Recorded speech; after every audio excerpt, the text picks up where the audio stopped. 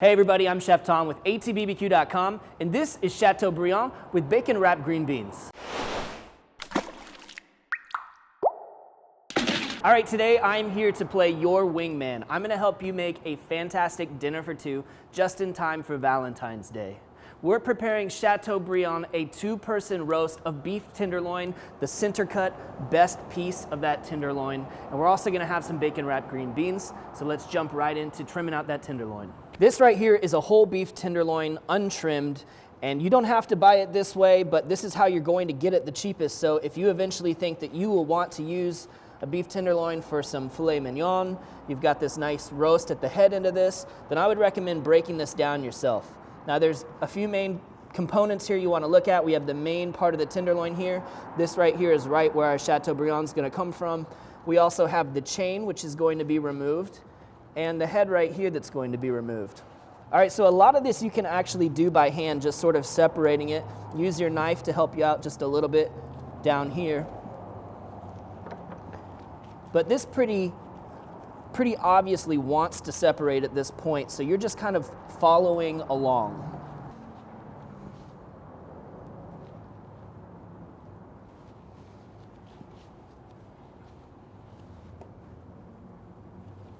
All right, so one clean cut to separate that. This chain meat is fantastic for grinding, put in your burgers, your sausage. And then we're gonna try and do the exact same thing down here at the head end of this tenderloin, and that's to just sort of gently separate this.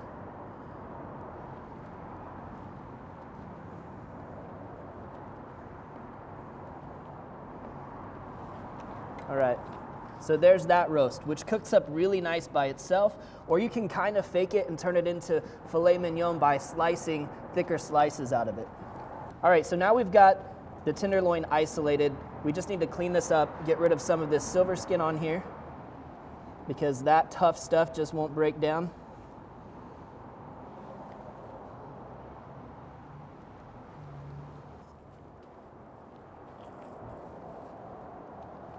Now that stuff we're pulling off, that's not silver skin, that's just fat that's hardly attached.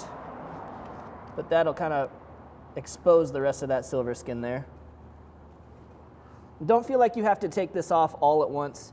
You want to try and leave as much meat behind as possible.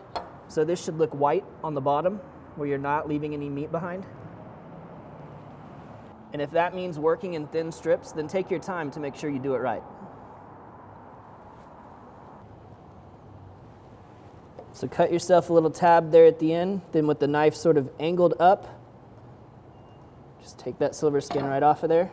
Hopefully we just leave behind as little meat as possible.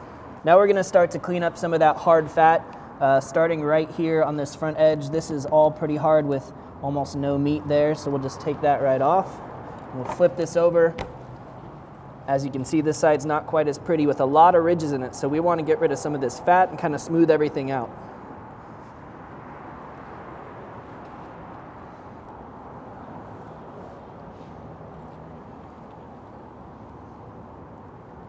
Again, this fat can all be used in your grind, your burger grind or your sausage grind. But for presentation's sake, we don't want a bunch of lumps on the outside of our Chateaubriand. All right, so we've got the whole thing cleaned up now. Our filet mignon's gonna come from this thinner part. Our Chateaubriand is going to come from the center cut, the thickest part of the tenderloin here. We're looking for about a 5-inch section of this tenderloin. So I'm gonna make the cut right here. I'm gonna do one right down here. This is gonna shrink up a bit. And that's what we're working with today. Now you can cut steak portions out of the rest of this, just going every 1.5 inches or so. That's a really nice steak right there. And you can continue that with the rest of your tenderloin to portion out these steaks. And then the same thing with this other side, the tail end, and get some filet mignon out of that tail end of the tenderloin. You may feel like you're getting some loss out of this. You're gonna snip this off and throw it in your burger grind, but you have to think about, if you're buying steaks like this, filet mignon, you're gonna pay twice as much as if you buy this whole. So if you do the work yourself and you don't throw away half of it, then you're already ahead. just make sure you utilize these other cuts, this nice roast from that head end. These all make for great meals. There's utilization for that fat and for that trimming. So keep that in mind when you're buying whole versus buying trimmed.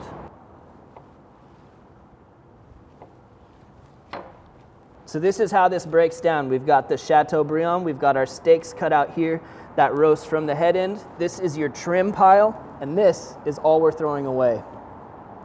I've got everything but the Chateaubriand packaged up and put away, so now we're going to get this thing seasoned and get it on the grill. We're gonna season this pretty simply today. I'm hitting it with just a little bit of duck fat spray to start to give our seasoning something to stick to. But like I said, really simple. We're gonna do some smoked salt and a little bit of fresh ground pepper on here. And today we've got the pecan smoked flaked finishing salt. It works just as well as any other salt, but adds just a little bit extra smokiness. And then we'll hit it with some pepper.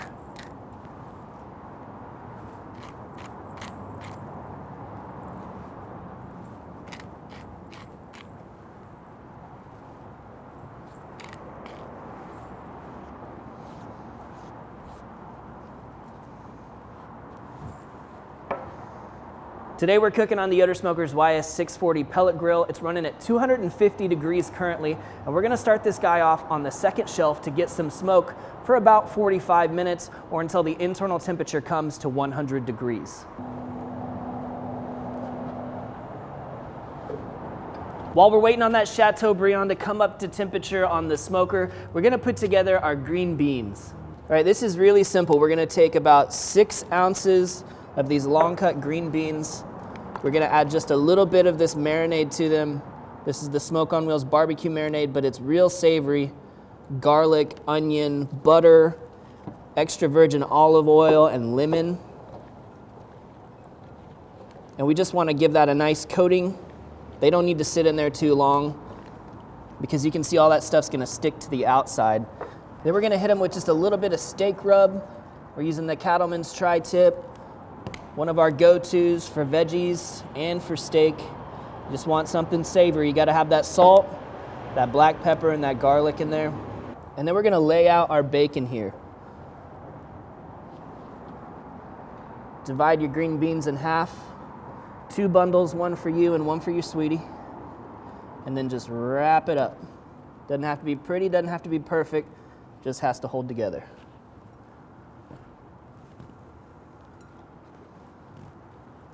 And those are ready to go.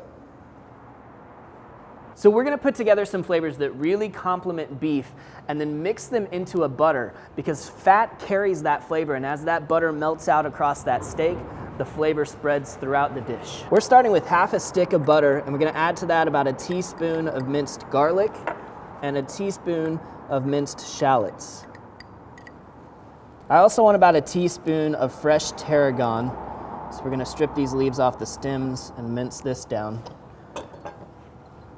And what we're doing here is we're kind of mimicking some of the flavors of a béarnaise sauce without all of the work of making that béarnaise. All right, so right in the bowl with everything else, along with a squeeze of lemon juice, going for about a teaspoon of that as well. And just a dash of hot sauce. I like the vinegar in there, and just a little bit of heat. And you're also gonna need a sprinkle of salt. We've got that smoked salt in there as well. So that's everything, pretty simple. Now we're just gonna mash it all together and mix it until it's well combined. Then you wanna leave this out at room temperature so that it easily melts into the steaks once they're sliced.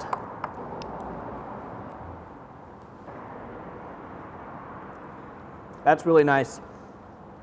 The fat coats your mouth and it allows those flavors to kind of move all the way around your palate. It's tart from the lemon, from the hot sauce.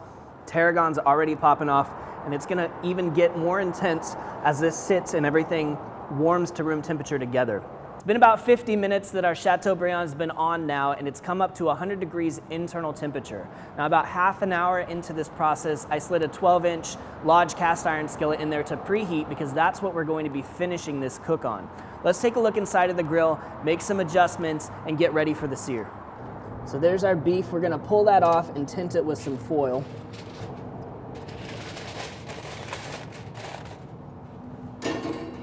The next thing I want to do is remove this second shelf so it's not in the way.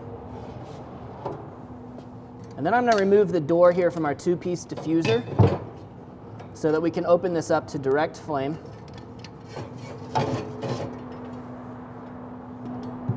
Put our grates back in place. Move our cast iron just a little bit closer, and we're going to crank this grill up. We're going to go all the way up to 450 degrees. Now while this is coming up to temperature, we're going to slide this over here so that at least this half of the cast iron is really starting to get hot for that sear. And we can also add our green beans right over here to start to come up to temperature, soften the beans a bit, and then when this thing really gets hot, we'll get some crisp on the bacon.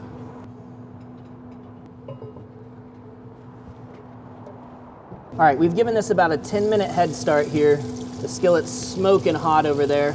You can hear the bacon sizzling away. We're gonna move some of that grease over to the other side.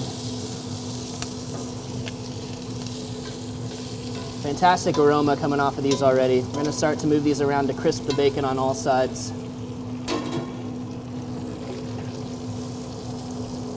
We just want a little bit of fat down there to give us a nice sear on the Chateaubriand.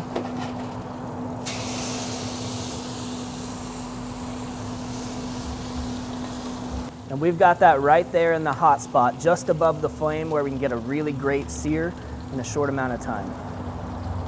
And let's see how that sear's looking on the first side. Oh, very nice. Beautiful.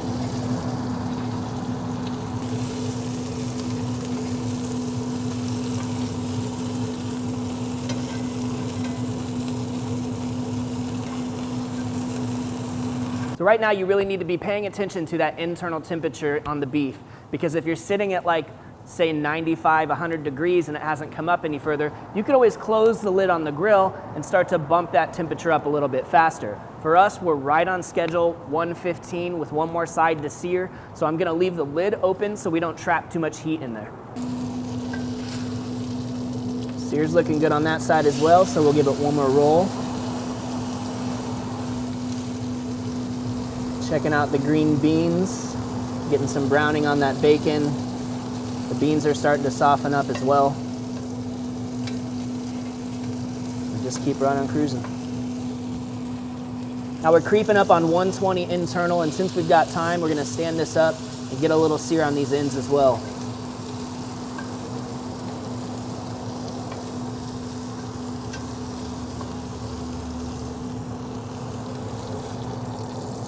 Move that bacon fat down there. There we go. That's what we're looking for. All right, guys, we are just about there. Checking the internal. 125, 126, 125 on the money. All right, we're gonna take this out of the hot skillet and just move it, tint it kind of with a pretty loosely with the foil, just to let it rest for a few minutes before we slice into it. Might just throw the lid back on the skillet here to keep our beans warm. All right, we have rested the Chateaubriand and we're ready to slice it up. We're just gonna go with some fairly thin slices over here.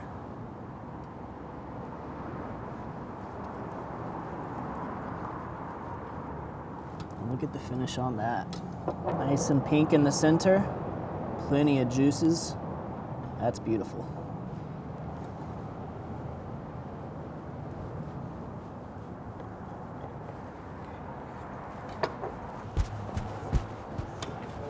All right, we made a little bit of potato puree to put on the bottom here.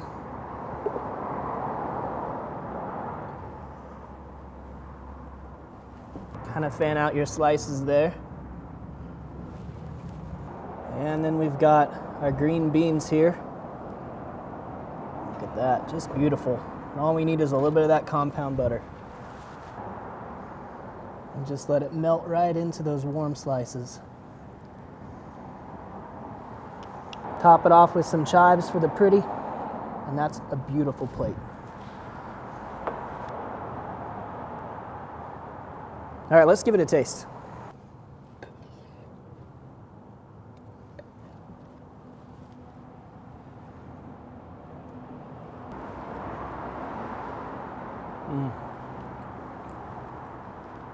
It just melts in your mouth.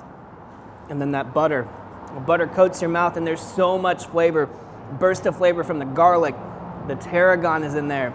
That bit of tart from the lemon. That's incredible. Look, so maybe this year, this date night, you skip the restaurant. Prepare this all at home. It's incredibly delicious. It's really not that much work. You're gonna get big time brownie points. Thank you guys so much for watching. Be sure to check out atbbq.com for all of the products featured in today's video. If you enjoyed the recipe, hit that subscribe button. And if you have any questions or comments, or there's anything you'd like to see me cook, let me know in the comment section down below, and let's be good to one another. For more recipes, tips, and techniques, head over to atbbq.com/thesauce. All things barbecue, where barbecue legends are made.